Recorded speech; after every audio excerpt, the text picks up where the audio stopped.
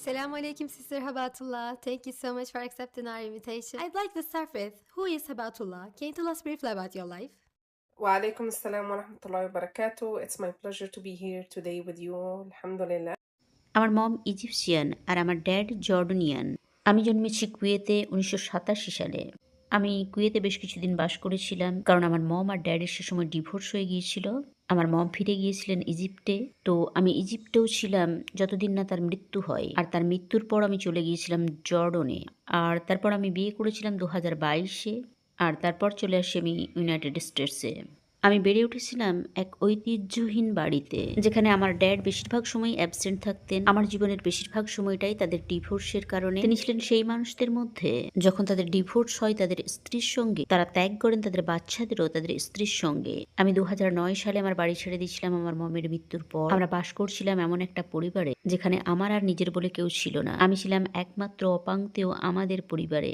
পরিবারের সবাই ছিল বিবাহিত, তাদের ছিল বাবা মা। আমার ছিল শুধুমাত্র মম। আমার রক্তের সম্পর্কের কোনো ভাই বোন ছিল না।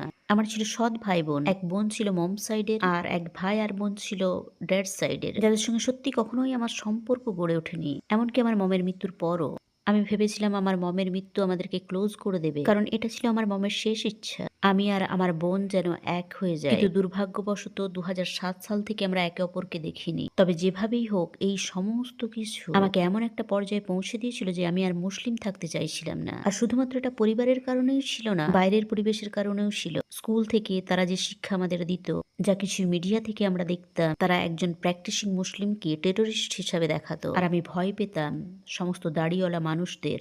জানেন, যদি আমি দেখতাম কোনো নিকাবি মহিলাকে, আমি নার্ভাস হয়ে যেতাম জানেন। So, sister, could you tell us about your childhood years? প্রথমবার আমি যখন নামাজের ব্যাপারে শিখি, এটা ছিল স্কুল থেকে। তখন আমার বয়স ছিল 7 বছর। আমার আঙ্কেল যখনই তিনি জিজ্ঞাসা করতেন যে আমি নামাজ পড়েছি কিনা, তিনি এটা বলতেন খুবই রাগান্বিত ভাবে। আর যখনই তিনি আমাকে শাস্তি দিতেন অথবা কারেকশন করতেন কোনো কিছু ভুল করলে, তো একজন শিশু হিসেবে আমি মনে মনে ধরে নিতাম যে নামাজের সঙ্গে শাস্তির বিষয়টা যুক্ত।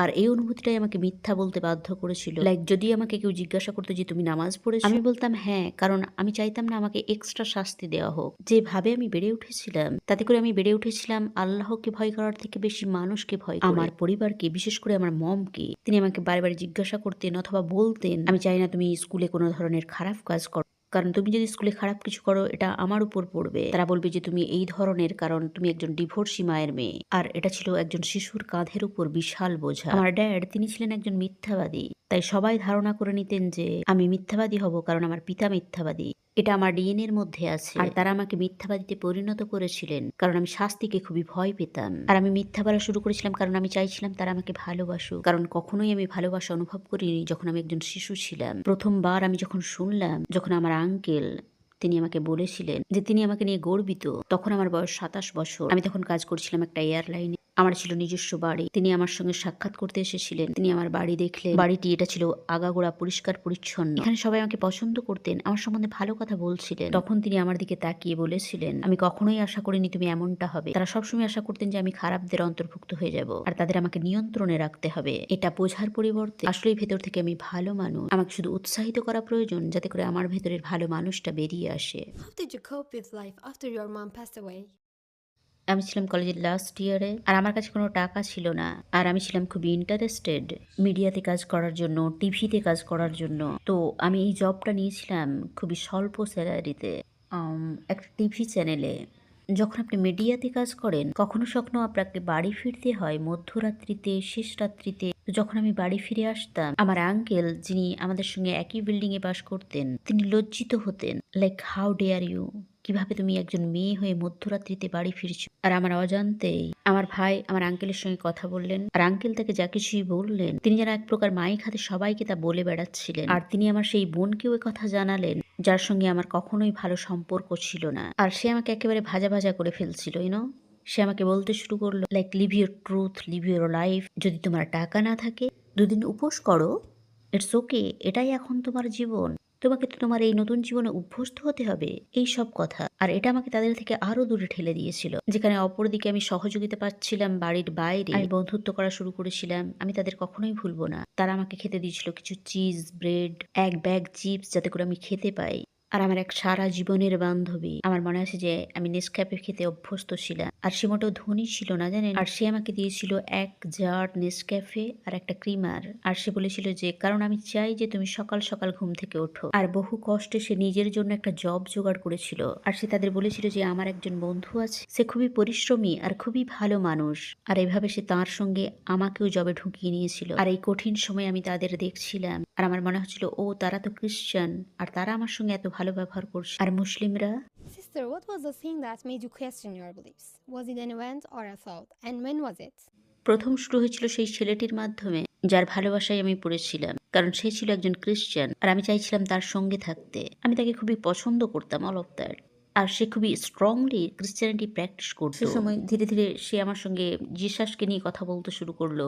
এমনকি সে আমাকে একটা বাইবেলও দিয়েছিল। সে আমাকে বলতো জিসাস কিভাবে সবাইকে অ্যাকসেপ্ট করে নিয়েছেন, কিভাবে জিসাস সবাইকে ভালোবাসেন আর তিনি কিভাবে নিজেকে স্যাক্রিফাইস করেছেন আর গড কিভাবে স্যাক্রিফাইস করছেন তার ছেলেকে আমাদের জন্য। আর এসবের কারণেই আমরা পেয়েছি এক উত্তম জীবন। আর এই সমস্ত কথাগুলো আমাকে ধীরে ধীরে নিয়ন্ত্রণ করছিল। আর আমি ধীরে ধীরে ক্রিশ্চিয়ানিটি নিয়ে পড়াশোনা শুরু করলাম খুবই গভীরভাবে, যেখানে আমি তাদের সবকিছুই বিশ্বাস করতে শুরু করেছিলাম। আর তারপর এখানেই আমি পেয়ে গেলাম এক মেয়েদের সার্কেল যারা হয়ে গেল আমার বান্ধবী, যারা চার্চের সঙ্গে নিযুক্ত ছিল। আর তাদের মধ্যে একজন আমার সঙ্গে বেশির থেকে বেশি কথা বলতো জিসাসকে নিয়ে, তার সুন্দর জীবন, তার সম্বন্ধে সবকিছু। আর তারপর সে আমাকে পরিচয় করিয়ে দিল তার চার্চের সঙ্গে। আর তারপর তার চার্চের ইউথ ডিরেক্টর সে আমার উপর কাজ করা শুরু করলো। সে তাদের ক্লাসগুলোতে আমাকে আমন্ত্রণ জানাতে শুরু করলো। আর তারপর আমি অ্যাটেন্ড করতে লাগলাম বাইবেল ক্লাসগুলো, তো ২-৩ বছর পর। আর তখন আমি ব্যাপটাইজের জন্য প্রস্তুত হয়ে গেলাম। আর তারপর আমার মনে হলো আমি যখন ইসলামে ছিলাম, আমি যখন নামাজ পড়তাম আর দোয়া করতাম, আল্লাহ আমার দোয়ার উত্তর দিতেন না। আর এখন যখন আমি দোয়া করি আর জিসাসের কাছে প্রার্থনা করি, আমি যা চাই তাই পেয়ে যাই। Curious about when you left Islam, how did your family and the people around you react? প্রথমত আমার পরিবারের লোকজন তো বুঝতেই পারেননি আমি সত্যি ইসলাম ত্যাগ করেছি। তারা ভাবতেন আমি জাস্ট ইসলাম প্র্যাকটিস করি না। আমার মনে আছে সেই সময়টা যখন তারা আমার বাড়িতে বাইবেল খুঁজে পেয়েছিল, তারা আমাকে বাড়ির মধ্যে তালা বন্ধ করে রাখতে চেষ্টা করেছিল যাতে করে আমি বাইরে বেরোতে না পারি। তারপর যখনই আমি বাইরে বেরোতাম তারা জিজ্ঞাসা করতো আমি কার সঙ্গে যাচ্ছি, কারণ তারা বেশ ভয় পেতে শুরু করেছিল। আর তারা বাইবেলটা আমার বাড়ি থেকে সরিয়ে নিয়েছিল। বাস এতটুকুই। কিন্তু আমার বান্ধবীরা যখন আমি খ্রিস্টান হয়ে গেলাম, আমি সবাইকে বলে দিয়েছিলাম যে আমি খ্রিস্টান হয়ে গেছি। তাদের মধ্যে কেউ কেউ বলতো তোমার তো এখনো মুসলিম নাম আছে, তুমি কিভাবে খ্রিস্টান হতে পারো? How was your life in regards to faith when you were 12 or 13? Did you have any faith before? When did you make this decision? একেবারে ছোট্ট বয়সে, যখন আমার বয়স 11, 12, 13, তখন আমি বলতাম না যে আমি মুসলিম থাকতে চাই না। আমি জাস্ট প্র্যাকটিস বন্ধ করে দিয়েছিলাম। এমনকি রোজার মাসে আমি রোজাও রাখতাম না। আমি স্কুলে খেয়ে নিতাম আর আমি যখন বাড়িতে আসতাম আমি জাস্ট রোজার ভান করতাম। আমার মনে আছে সেই সময়টা যখন আমি বলেছিলাম আমি আর মুসলিম থাকতে চাই না, তখন আমার বয়স সম্ভবত 19 বছর। I was like I hate Muslims, I hate Islam, আমার 19 বছর বয়সে। কিন্তু তারপর যখন আমার বয়স হলো 27, 28, 29, তখন আমি উপলব্ধি করতে পারলাম যে আমি ইসলামকে ঘৃণা করতাম না, আমি আসলে ঘৃণা করতাম মুসলিমদের আচরণকে। তারা বলতেন আমি মুসলিম, কিন্তু তাদের আচরণ ছিল ভিন্ন। What kind of things did you face because of the wrong representation of Islam? Did your family ever treat you that way? প্রথমত আমার জীবনে অনেক ভালোবাসার অভাব ছিল। আর দ্বিতীয়ত যেহেতু আমি চাইতাম না সবসময় আমাকে সবকিছুর জন্য দোষী করা হোক। আমার মম আর আমার আঙ্কেলের যদি লড়াই হতো, তারা আমাকে দোষী করতো। তাদের মধ্যে লড়াই হতো সাধারণত আমার কোনো কাজ, আমার কোনো আচরণের জন্য। এছাড়াও আমার স্কুলের স্কোর্স খুব একটা ভালো আসতো না, ইটস নট হাই ইনাফ। তাই আমি সবসময় তাদের কাছে ছিলাম একটা হতাশার কারণ। আর সেটার কারণ যা দর্শানো হতো, তার বাবা তো এরকমই, কারণ তার লালন পালন তো একটা ডিভোর্সি বাড়িতে, ইউনো। আর জানেন এটা আমাকে যা করে দিয়েছিল, আমি অনেকগুলো জীবন একসঙ্গে যাপন করছিলাম। আমার ছিল বাড়ির মধ্যে একটা জীবন, যেটাকে আমি বলতাম জেলখানা। আর এটা ছিল সবচেয়ে খুশির মুহূর্ত যখন আমি স্কুলে যেতাম, যেখানে আমি গড়ে তুলেছিলাম আমার একটা নিজস্ব জীবন। আই থিঙ্ক সে সময় আমার বয়স ছিল 11 বছর।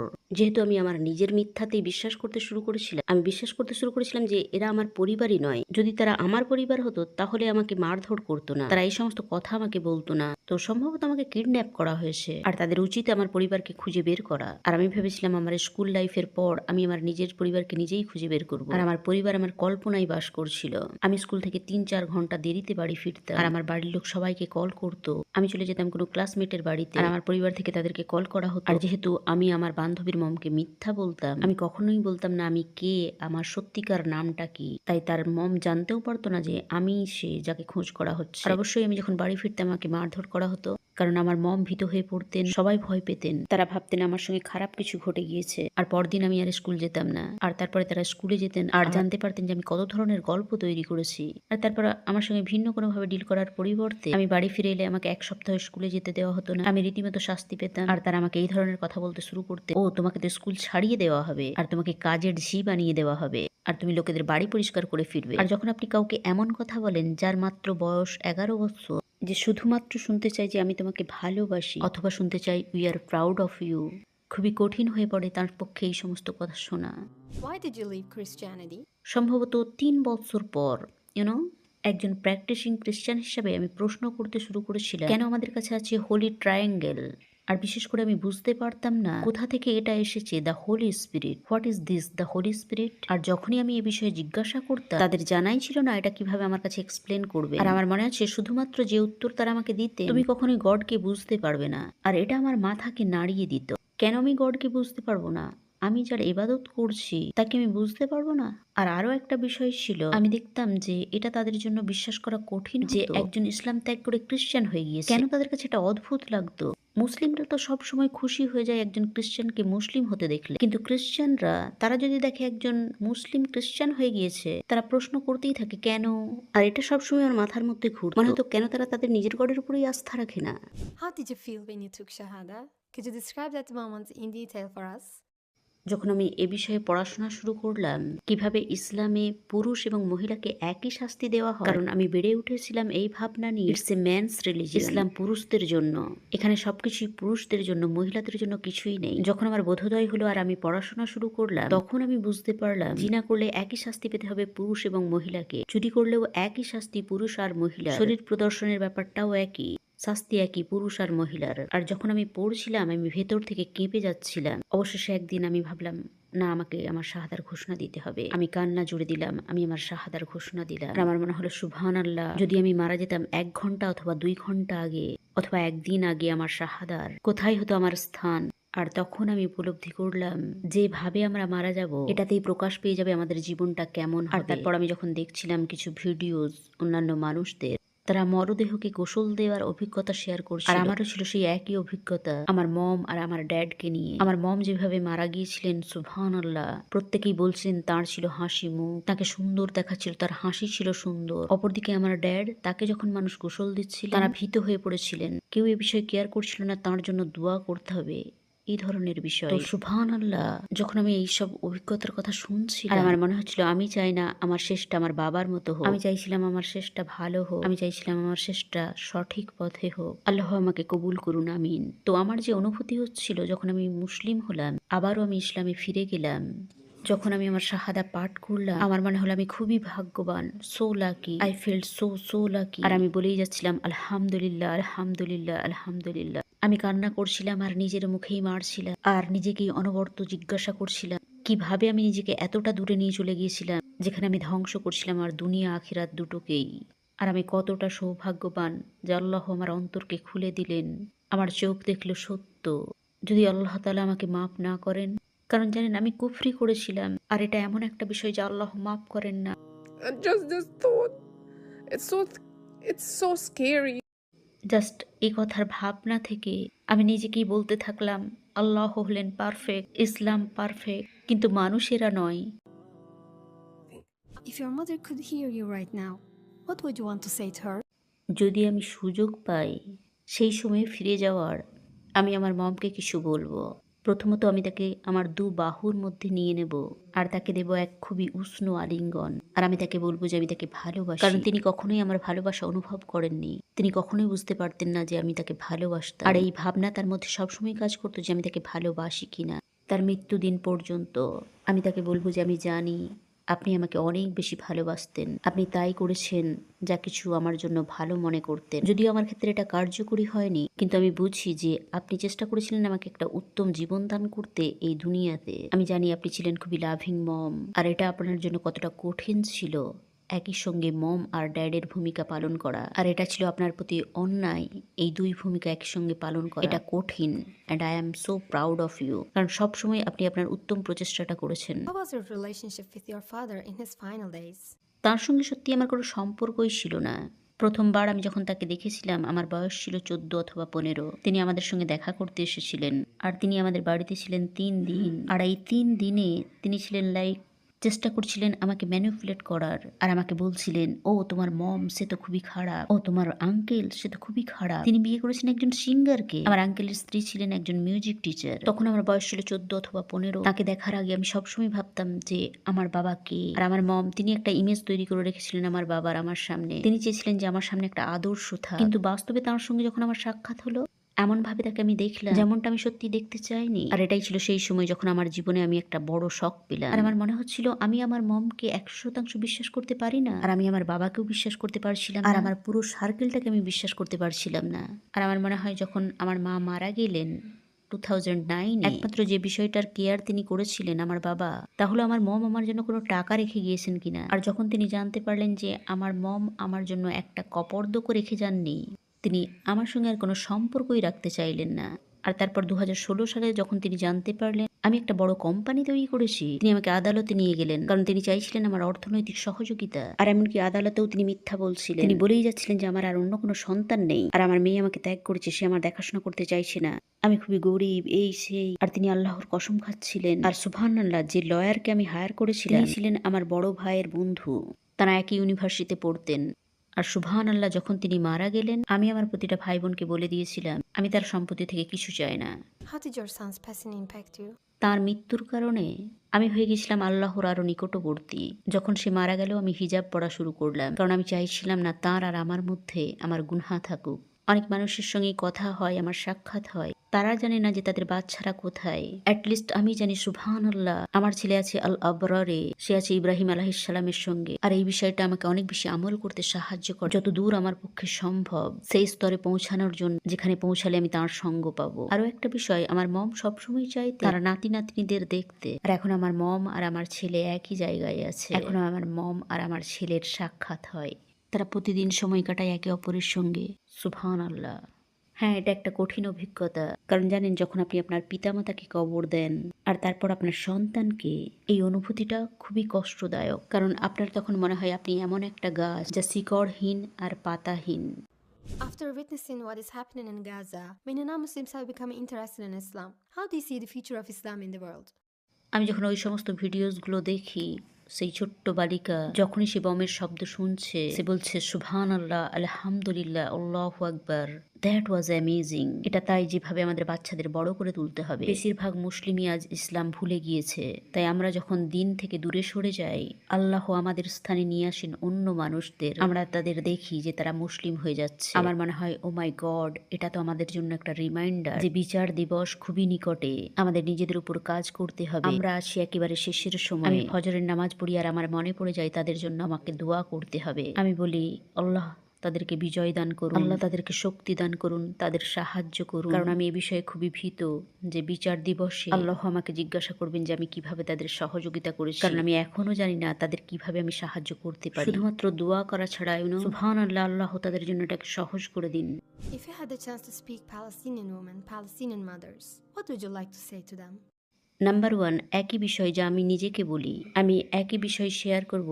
লাইক প্রফেট মুহাম্মদ সাল্লাল্লাহু আলাইহি ওয়াসাল্লাম যা করেছেন, তিনি নিজ হাতে তার সন্তানদের কবর দিয়েছেন। তিনি নিজে ছিলেন একজন এতিম, তাই তিনি কবরস্থ করেছেন তার পিতাকে, তার মাতাকে, আর তিনি নিজ হাতে কবরস্থ করেছেন প্রায় তার সমস্ত সন্তানদের। আমি তাদের বলবো নিজেদের দিকে তাকান, আপনারা আছেন সেই একই স্থানে যেখানে প্রফেট মুহাম্মদ সাল্লাল্লাহু আলাইহি ওয়াসাল্লাম ছিলেন। নাম্বার 2, আমি তাদের স্মরণ করিয়ে দিতে চাই তারা হবে জান্নাতি মানুষ, and this is the most amazing thing, কারণ অবশ্যই আমাদের গন্তব্য তো জান্নাতি। আপনারা সত্যিই সৌভাগ্যবান প্রতিটি স্তরে। আর সুবহানাল্লাহ, আল্লাহ আপনাদের দান করবেন উচ্চ স্তর সবার থেকে বেশি। নিশ্চয়ই আপনারা কঠিন অবস্থার মধ্যে আছেন, কিন্তু এই জীবন তো ক্ষণস্থায়ী, আমাদের লম্বা জীবন তো কবরে এবং আখিরাতে। তাই আপনারা খুবই সৌভাগ্যবান, আপনারা কাজ করছেন আপনাদের আখিরাতের জন্য আমাদের থেকে অনেক বেশি। এটা সোনার থালে সাজিয়ে পেশ করা হয়েছে আপনাদের সামনে আমাদের থেকেও বেশি। Sister Habatullah, thank you so much for your attending. It was such a pleasure to meet you. Your conversion story was amazing.